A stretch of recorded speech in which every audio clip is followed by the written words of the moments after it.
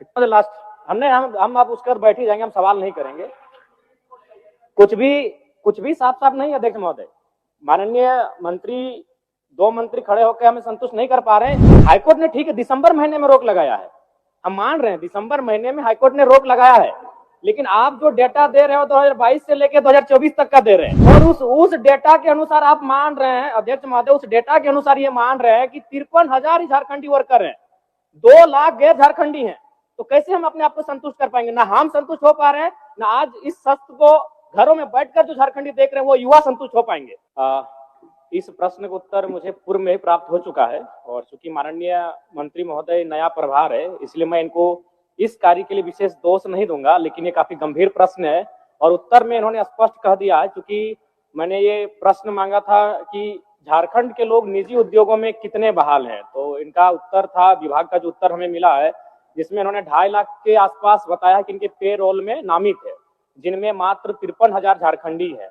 और उसके बाद अध्यक्ष महोदय, सरकार का उत्तर है कि माननीय उच्च न्यायालय ने इस पर रोक लगा दिया है। ठीक है, हम भी मानते हैं माननीय उच्च न्यायालय ने रोक लगाया है दिसंबर के महीने में, तो अगर दिसंबर से पूर्व, यानी आपके पास जो डेटा है, जाहिर सी बात तो दिसंबर से पूर्व है, और अगर दिसंबर से पूर्व का डेटा है अध्यक्ष महोदय, तो इसका मतलब ये स्पष्ट है कि सरकार की लाख प्रयास के बावजूद भी इस नियम का अनुपालन नहीं किया गया है। निजी क्षेत्रों में 75% के आरक्षण को बिल्कुल अनदेखा किया गया है।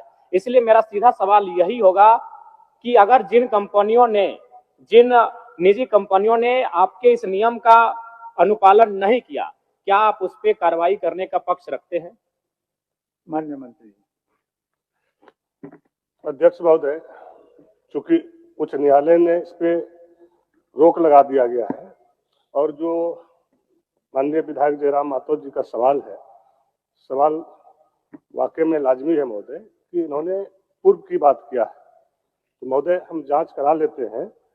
अगर इस तरह की कोई बात उसमें आती है महोदय, और माननीय विधायक जी को भी हम सूचना दे देंगे, तो अगर किसी प्रकार की कोई गड़बड़ी होगा महोदय तो उस पर हम कार्रवाई करेंगे। अध्यक्ष महोदय, मेरा दूसरा पूरक है जो कि महत्वपूर्ण है। माननीय उच्च न्यायालय में चल रहे इस मामले में सरकार की तैयारी क्या है? कहीं ऐसा ना हो 2002 में भी स्थानीय नीति हम लेकर आए थे, उच्च न्यायालय में रोक लगी और सरकार ने से उसके ऊपर के सदन में चुनौती नहीं दिया, जिसका परिणाम आज 25 साल के बाद भी झारखंड का आम जनमानस भुगत रहा है। तो मान के चलिए अगर नकारात्मक निर्णय आता है, उच्च न्यायालय की बात हो रही है इस नियोजन नीति में, अगर मान के चलिए हमारा नकारात्मक उत्तर आता है उच्च न्यायालय के द्वारा, तो उस समय सरकार की तैयारी क्या है और सरकार की कार्य योजना क्या है? सरकार किस प्रकार इस गंभीर विषय से निपटेगी? मैं ये सरकार के माननीय मंत्री से जानना चाहता हूँ। माननीय मंत्री। अध्यक्ष महोदय, जब तक न्यायालय से कोई आदेश नहीं आता है महोदय, तब तक हम उस पर कोई निर्णय नहीं ले सकते महोदय, और जब उच्च न्यायालय से आदेश आ जाएगा महोदय, उसको देख लेंगे, फिर राजहित में जो निर्णय होगा महोदय हम लोग करेंगे। अध्यक्ष महोदय, मेरा सीधा पूरक रहेगा माननीय मंत्री जी से, क्या आउटसोर्सिंग कंपनियां जैसे जो पारा मेडिकल स्टाफ की बहाली लेती हैं, या फिर पारा टीचिंग स्टाफ की बहाली लेती हैं, या फिर अन्य सेक्टरों में जो आउटसोर्सिंग एजेंसियां स्टाफ की बहाली लेती हैं, क्या आप उन्हें निजी कंपनी मानते हैं? ऑब्जेक्टिव टू ऑब्जेक्टिव उत्तर दीजिए। अध्यक्ष महोदय, हमने साफ शब्दों में कहा महोदय कि जब तक उच्च न्यायालय से कोई आदेश पारित नहीं हो जाता महोदय, हम कुछ भी बोलने से जो है इनकार रहते हैं महोदय, क्योंकि ये मामला अभी न्यायालय में चल रहा है। जो बातें जयराम माथुर जी ने कह रहे हैं ये गंभीर सवाल है महोदय, लेकिन मामला तो उच्च न्यायालय में है। अब किस तरह का आदेश पारित होता है उसके बाद ही ना महोदय हम कोई बात बता सकते हैं। महोदय, इसमें उच्च न्यायालय का तो विषय नहीं होना चाहिए, हम बस इतना पूछे कि जो आउटसोर्सिंग एजेंसियां हैं, क्या वो निजी कंपनी के, आपका जो निजी कंपनी का प्रोटोकॉल है उसके दायरे में वो आउटसोर्सिंग एजेंसियां आती है कि नहीं है? इसमें बस मेरा यही सवाल है, एजेंसियां जो बहाली ले रही हैं वो निजी कंपनी है या नहीं है? एक मिनट। मंत्री जी के सहयोग के लिए कि वह जो नियम है अध्यक्ष महोदय, उसमें यह प्रावधानित है कि 3 वर्ष तक 75% एडजस्टमेंट करना है। यह कानून मात्र 1 साल तक चला, 3 वर्षों तक चलता तो शायद एडजस्टमेंट हो जाता 75%, जो माननीय सदस्य कह रहे हैं। और दूसरा, उस कानून में यह भी प्रावधान है अध्यक्ष महोदय कि कोई लोक उपक्रम, सरकारी लोक उपक्रम को अगर आउट आउटसोर्सिंग एजेंसी भी काम करेगी, वहां भी ये नियम लागू होगा जो माननीय सदस्य जानना चाह रहे, केवल मंत्री जी की सही। एक मिनट मंत्री जी, आप बोलिए। एक मिनट मंत्री बैठिए, एक के साथ जवाब दे दीजिएगा। बहुत ही महत्वपूर्ण प्रश्न है पूरे झारखंड के स्थानीय झारखंडी मूलवासी का अध्यक्ष महोदय।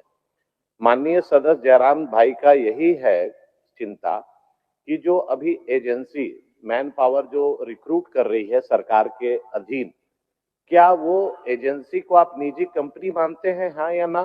दूसरा, अगर आप मानते हैं तो उस पर ये 75% यहाँ के मूलवासी, यहाँ के आदिवासी, यहाँ के झारखंडी लोगों को 75% आरक्षण दे रहे हैं कि नहीं दे रहे हैं? नहीं दे रहे हैं तो देंगे कि नहीं देंगे?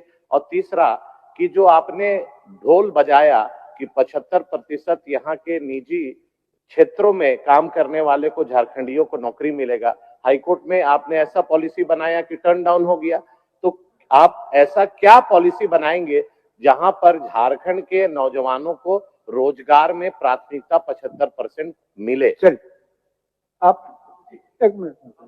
माननीय मंत्री को थोड़ा सा सहयोग कर देना चाहते हैं।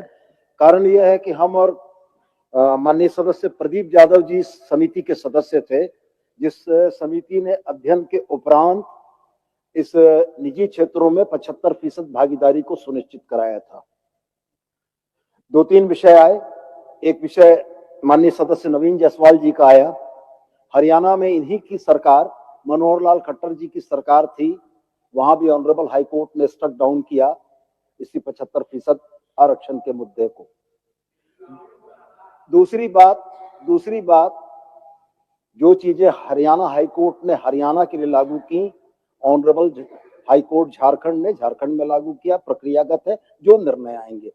दूसरी बात मैं स्पष्ट बड़ा कहना चाहता हूं कि कोई भी कानून रातों रात लागू नहीं हो सकता है। एजेंसीज जो यहाँ पर आउटसोर्सिंग का काम कर रही थी, उनको इसके रेगुलेशन के लिए, नियमितीकरण के लिए हम लोगों ने 3 वर्ष का एक विंडो दिया था कि जो बाहर के कर्मियों को आपने कार्यरत कर रखा है, उनको रिप्लेस करते हुए 40,000 रुपया से नीचे वेतन या भत्ता पाने वाले लोगों में आप झारखंडियों को नियुक्त करेंगे। तो सवाल यह है कि ऑनरेबल हाईकोर्ट के आदेश से पहले कंपनियां इसका अनुपालन कर रही थी और इसको हम लोग अपनी इन्फोर्समेंट एजेंसीज के माध्यम से अनुपालन करा रहे थे।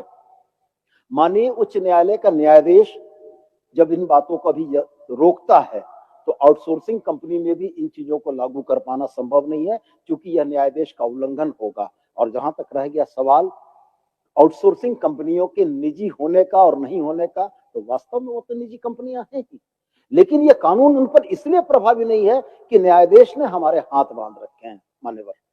माननीय मंत्री जी, माननीय सदस्य, प्रश्नकर्ता का एक ही सवाल है आपसे। प्रश्नकर्ता चाह रहे हैं जो निजी कंपनी अपना अहर्ता को, निजी कंपनी होने का जो अहर्ता है उसको रखता है या नहीं, यही ना जयराम जी? ठीक, बोलिए। अध्यक्ष महोदय, आउटसोर्सिंग एजेंसी निजी कंपनी मानती है महोदय, और जो बातें 75% का है महोदय, साफ शब्दों में माननीय सदस्य सोनू जी ने, प्रदीप जी ने, नवीन जी ने क्लियर कर दिया महोदय। और इस चीजों को जैसे भी हाईकोर्ट का आदेश आता है महोदय, अब क्या आदेश आता है उसके बावजूद हम लोग निर्णय लेंगे महोदय। ठीक ठीक। लास्ट हम अब उसकर बैठ ही जाएंगे, हम सवाल नहीं करेंगे। कुछ भी साफ साफ नहीं है अध्यक्ष महोदय। माननीय मंत्री, 2 मंत्री खड़े होकर हमें संतुष्ट नहीं कर पा रहे। हाईकोर्ट ने ठीक है दिसंबर महीने में रोक लगाया है, हम मान रहे हैं दिसंबर महीने में हाईकोर्ट ने रोक लगाया है, लेकिन आप जो डेटा दे रहे हो 2022 से लेकर 2024 तक का दे रहे हैं, और उस डेटा के अनुसार आप मान रहे हैं अध्यक्ष महोदय, उस डेटा के अनुसार ये मान रहे हैं कि 53,000 ही झारखंडी वर्कर हैं, 2 लाख गैर झारखंडी हैं। तो कैसे हम अपने आप को संतुष्ट कर पाएंगे? ना हम संतुष्ट हो पा रहे हैं, ना आज इस सत्र को घरों में बैठकर जो झारखंडी देख रहे हैं वो युवा संतुष्ट हो पाएंगे।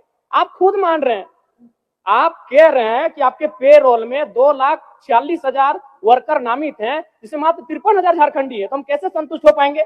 अगर उसको परसेंटेज में तब्दील करते हैं तो 21% होता है। तो अब किस मुंह से 75% आरक्षण की बात करें? मैं मंत्री महोदय आपको दोष नहीं दे रहा, क्योंकि आप नए आए हैं, लेकिन इससे पूर्व जो कार्यकाल जिन्होंने संभाला है उनसे भूल हुआ है, स्वीकारिए। दूसरी बात, हम बैठ रहे हैं, अब हम कुछ भी बहस नहीं करने जा रहे, राज्य की जनता सुन रही है। मंत्री महोदय, ये प्रश्न 2 बार आ चुका है। जब पहली बार ये प्रश्न आपके पास गया तो आपके विभाग का उत्तर आया था कि 7,473 नियोजक निबंधित है, और दूसरी बार 7,470, 3 नियोजक कम हो गया अध्यक्ष महोदय, यानी मंत्री जी को भी गोल गोल घुमाया जा रहा है। 5 दिन पहले मेरा यही प्रश्न आया था, 7,473 नियोजक थे, और आज मेरा प्रश्न जब दोबारा आया है तो 7,470 नियोजक हो चुके हैं। मंत्री जी को खुद गोल गोल घुमाया जा रहा है। ये इस राज्य की दुर्दशा है। हम कुछ नहीं बोलेंगे अध्यक्ष महोदय। मान्य सदस्य, आपको सदन की आसन की ओर से सूचना दे दें, ये विषय पहले भी आया था। आज पहले आने के क्रम में ही सरकार निर्णय लिया और सदन के तरफ से एक समिति का गठन हुआ था, जिसमें माननीय प्रदीप जी, सोनू जी और शायद इस पक्ष के आप थे, शायद नलिन बाबू थे, उनके अध्यक्षता में समिति हुई थी। समिति के रिपोर्ट आने में कुछ समय का व्यय हुआ, विलंब हुआ। उसके बाद सरकार सचेत हुए, और सरकार सचेत होने के बाद आपने जिस सवाल को आज सदन के अंदर में उठा रहा है, उस पर सतर्क हो ही रहे थे। इस बीच न्यायालय का भी हस्तक्षेप हो गया, तो सही बात है, इसको दिखवा लीजिए। चलिए बोलिए। अध्यक्ष महोदय, चूंकि राजहित में और राज्य के प्रति हम लोग सारे लोग चिंतित हैं महोदय, और माननीय सदस्य जयराम मातो जी ने यहाँ के राज्य के हित के लिए बात कर रहा है महोदय, और जो पिछली बातें इन्होंने कर रही महोदय, इसको हम जांच करा लेते हैं महोदय। अगर इस तरह की कोई गड़बड़ी होगा, जिस पदाधिकारी ने इस तरह से किया होगा, गलत रिपोर्ट दिया होगा, तो उस पर